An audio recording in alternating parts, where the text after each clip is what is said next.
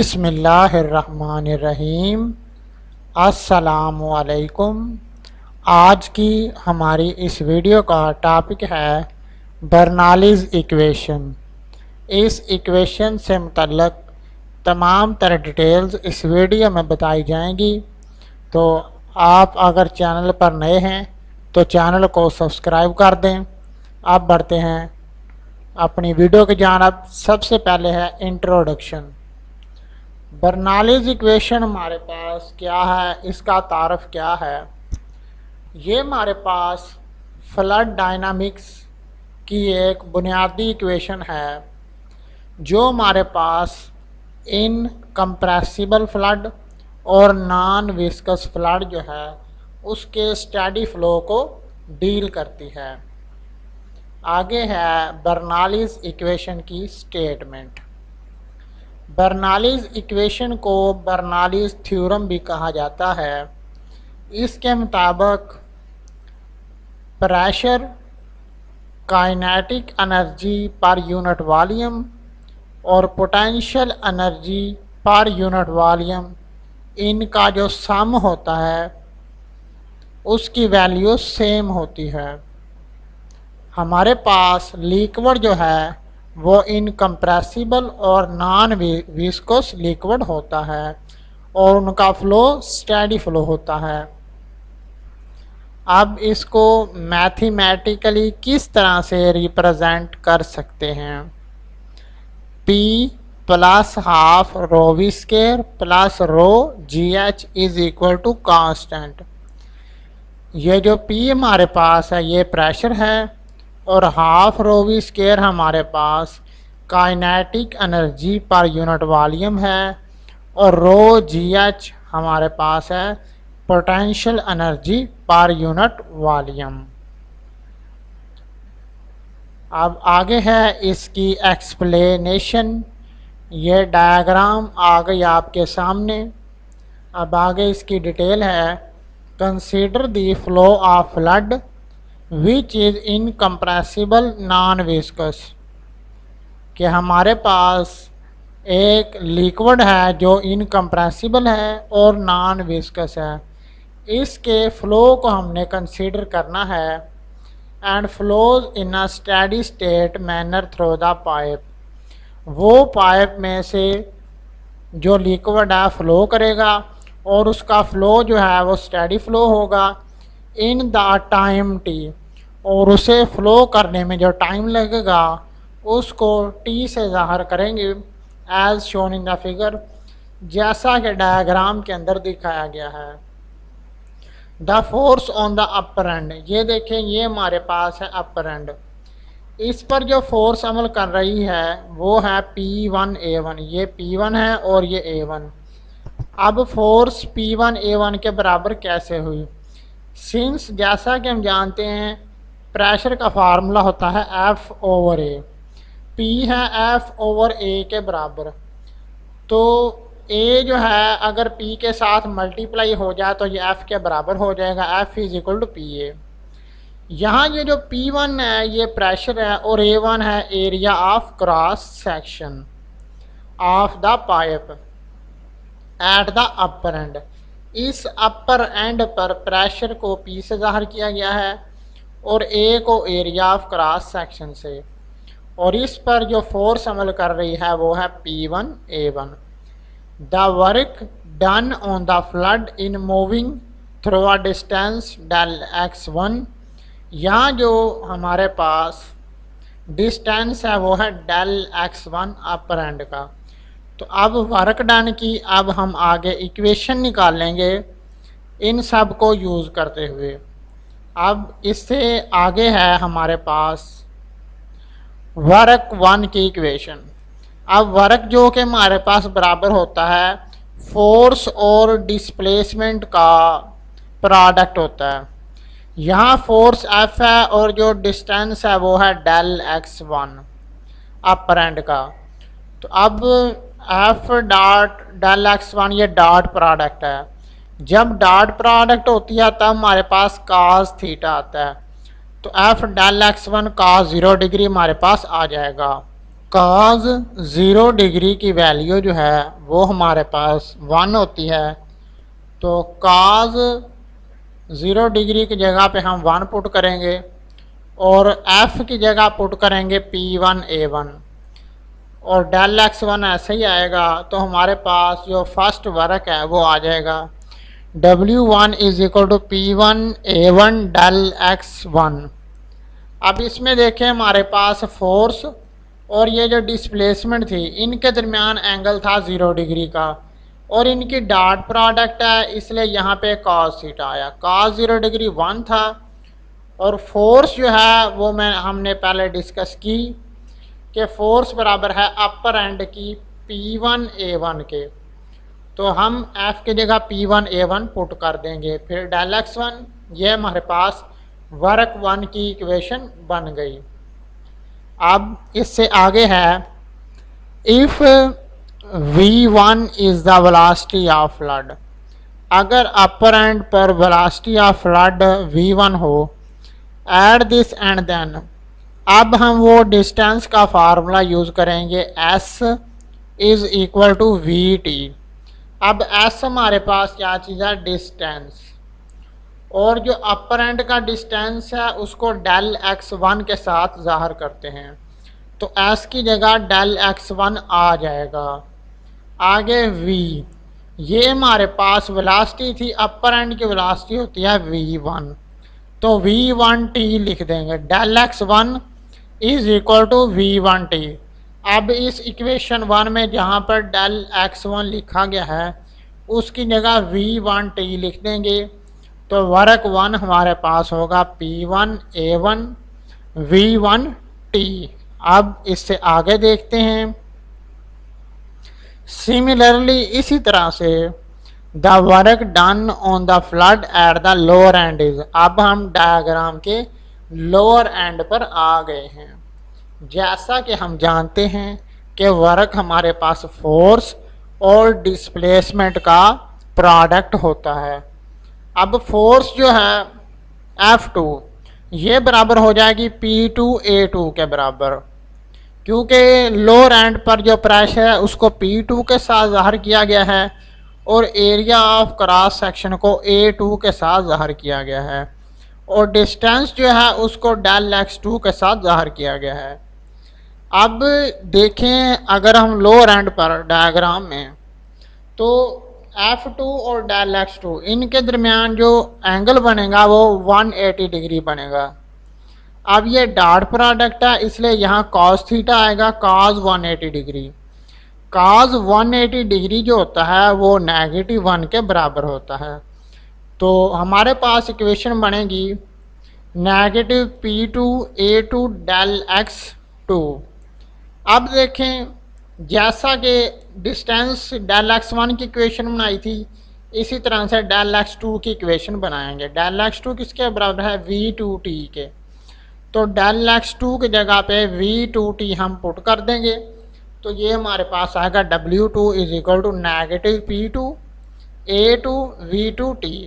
ये हमारे पास W2 की इक्वेशन बन जाएगी, where V2 is the velocity of fluid at the lower and.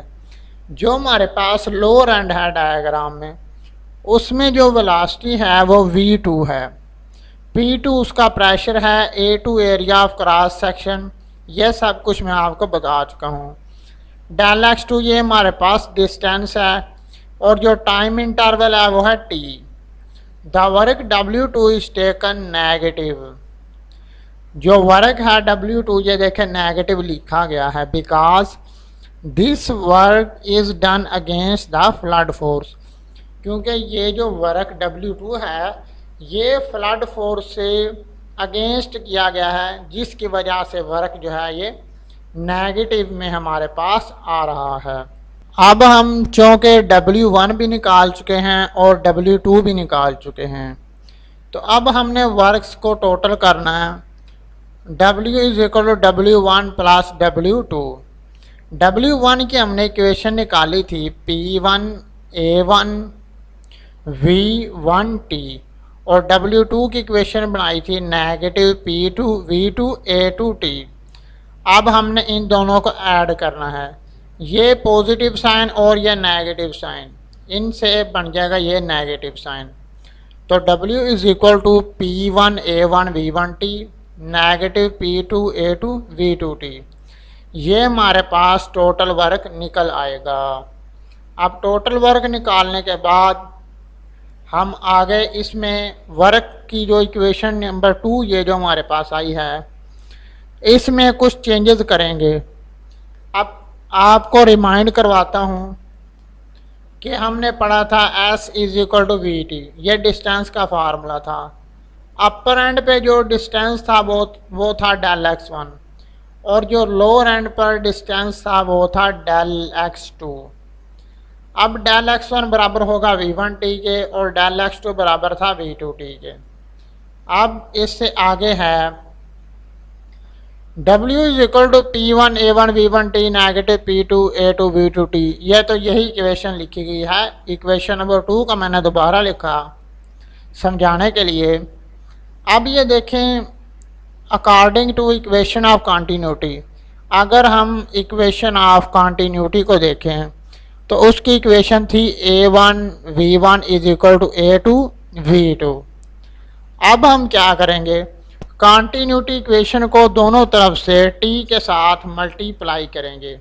ये तमाम स्टेप मैं इसलिए कर रहा हूँ क्योंकि मैं वर्क की जो इक्वेशन है टोटल वर्क की, जिसको इक्वेशन नंबर 2 कहते हैं, इसमें कुछ चेंजिंग करना चाहता हूँ। इसके लिए ये इक्वेशनें लिख के आपको समझा रहा हूँ। अब ये देखें, इक्वेशन ऑफ कॉन्टीन्यूटी जो है इसको दोनों तरफ से t के साथ मल्टीप्लाई कर देंगे। जब हम इसको t के साथ मल्टीप्लाई कर देंगे, फिर देखें A1 के बाद लिखा गया है V1t, ठीक है। तो ये V1t किसके बराबर है, डेल x1 के। तो हम लिख देंगे A1 डेल x1, इसके बाद A2 लिख देंगे आगे। अब V2t लिखा गया है, V2t किसके बराबर है, डेल x2 के।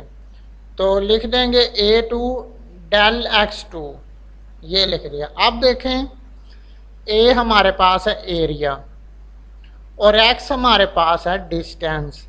अब अगर हम एरिया का यूनिट को देखें, एरिया का यूनिट देखें तो होगा मीटर स्क्वायर, और जो हमारे पास डिस्टेंस है उसका यूनिट है मीटर। अब मीटर स्क्वायर और मीटर को मल्टीप्लाई करेंगे तो मीटर क्यूब बनेगा। अब मीटर क्यूब जो होता है हमारे पास वॉल्यूम का यूनिट होता है। वैसे अगर देखें क्वांटिटीज़ के हिसाब से तो एरिया और डिस्टेंस ये मल्टीप्लाई होकर वॉल्यूम आता है हमारे पास। तो ये हमारे पास इक्वेशंस वॉल्यूम के बराबर होंगी। तो इक्वेशन नंबर 2 के अंदर अब चेंजिंग हो जाएगी। W is equal to P1 इस तरह से आ गया। अब A1V1T, ये देखें A1V1T, इसको सॉल्व किया जाके ये V के बराबर निकला। तो A1V1T की जगह V लिख देंगे।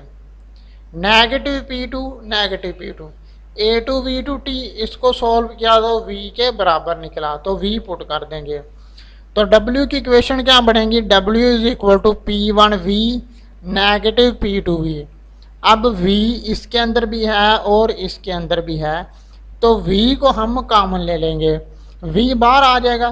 तो P1 नेगेटिव P2, ये हमारे पास इक्वेशन बनेगी वर्क की। अब आगे देखें, जो हमारे पास डेंसिटी होती है वो मास और वॉल्यूम का रेशो है। अगर हम V को इस तरफ ले आए तो ये मास ओवर डेंसिटी बन जाएगी। तो W is equal to M over rho P1 negative P2। अब अगर हम पीछे देखें तो ये लिखा हुआ W is equal to P1 negative P2 V। अब आगे V की जगह M ओवर रो पुट होगा। ये देखें, W is equal to V की जगह M ओवर रो और फिर P1 नेगेटिव P2। ये हमारे पास टोटल वर्क की इक्वेशन बन गई। अब part of this work is utilised by the fluid. इसका ये जो टोटल वर्क है इसका कुछ हिस्सा जो है इस्तेमाल होगा इन changing it's kinetic energy, and a part of it is used in changing it's gravitational potential energy. Work का कुछ हिस्सा काइनेटिक एनर्जी में चेंज हो जाएगा और कुछ हिस्सा यूज़ होगा पोटेंशियल एनर्जी को चेंज करने में। तो चेंज इन काइनेटिक एनर्जी की इक्वेशन क्या होगी और चेंज इन पोटेंशियल एनर्जी की इक्वेशन, तो लिखेंगे change in kinetic energy del K. अब काइनेटिक एनर्जी का फॉर्मूला होता है हाफ mv²। तो ये डेल का मतलब है चेंज, तो पहले में वेलोसिटी को v2 कह देंगे और दूसरे में वेलोसिटी को कह देंगे v1। तो half mv² negative half mv1², ये चेंज इन काइनेटिक एनर्जी की इक्वेशन है। अब आगे चेंज इन पोटेंशियल एनर्जी, इसकी इक्वेशन क्या है, डेल PE। अब पोटेंशियल एनर्जी का फार्मूला होता है mgh। अब डेल का मतलब चेंज है, तो हम चेंज निकालना चाहते हैं, तो लिखेंगे mgh2 नेगेटिव mgh1। पहले जो हाइट थी उसको h2 के साथ ज़ाहिर किया और h1 जो है उसको दूसरी हाइट के तौर पे ज़ाहिर किया। अब h1 क्या चीज़ है, ये हाइट है अपर एंड की और h2 हमारे पास लोअर एंड जो है उसकी हाइट है। अब इससे आगे है applying law of conservation of energy to this volume of fluid. तो फ्लड के इस वॉल्यूम पर हम law of conservation of energy को अप्लाई करेंगे। जो हमारे पास टोटल वर्क होता है, टोटल वर्क हमारे पास change in kinetic energy plus change in potential energy के बराबर होता है। अब W की जो वर्क है इसकी हमने इक्वेशन निकाली थी m/ρ P1 - P2, ये अभी हमने निकाली थी। अब चेंज इन काइनेटिक एनर्जी की इक्वेशन जो थी उसको लिखेंगे और change in potential energy equation जो निकाली है उसको लिखेंगे। अब इन सब में m कॉमन था तो m को बाहर ले लिया, बाकी सारे अंदर लिख लिए। Half v2² negative half v1² plus gh2 negative gh1। अब क्या करेंगे, अब ये जो m है इस m के साथ ये m कट जाएगा और ये जो रो इधर डिवाइड हो रहा है इस तरफ आकर मल्टीप्लाई हो जाएगा। तो इधर m और रो ख़त्म हो जाएगा, इधर P1 नेगेटिव P2 आएगा, इधर हाफ रो v2²। अब रो मल्टीप्लाई इसके साथ भी होगी, इसके साथ भी, इसके साथ भी और इसके साथ भी। इस तरफ हर रकम के साथ ये रो मल्टीप्लाई हो चुकी है। ये half rho v2² negative half rho v1² plus rho gh2 negative rho gh1। अब देखें, अब P1 इसी तरह से आ गया। अब जिसके साथ 1 1 लिखा उसको हम लेफ़्ट साइड पे ले आते हैं, जैसा कि नेगेटिव हाफ रो v1² इसको लेफ़्ट साइड पे ले गए और नेगेटिव रो gh1 इसको इस साइड पे ले गए, तो इनके साइंस पॉजिटिव हो गए। अब इधर P2 नेगेटिव में था, इसको राइट साइड पे ले आए तो ये हमारे पास P2 पॉजिटिव हो गया, plus half rho v2² plus rho gh2, ये हमारे पास बन गई इक्वेशन। अब दिस इज बर्नौलीज इक्वेशन, ये हमारे पास बर्नौलीज इक्वेशन है एंड इज ऑफन एक्सप्रेस्ड, और इसको अक्सर जाहिर किया जाता है एज किस तरह से, P plus half rho v² plus rho gh is equal to constant. तो ये जो सम जो होता है ये कांस्टेंट के बराबर होता है। अब इससे आगे देखते हैं, एक इम्पोर्टेंट नोट है कि जो हमारे पास बर्नौलीज थ्योरम है इसकी बुनियाद क्या है, इसकी बुनियाद law of conservation of energy है। अब बर्नौलीज इक्वेशन कंप्लीट हो चुकी है। वीडियो अच्छी लगी हुई हो तो लाइक कर दें, चैनल को सब्सक्राइब कर दें। अब मुझे दीजिए इजाज़त, शुक्रिया।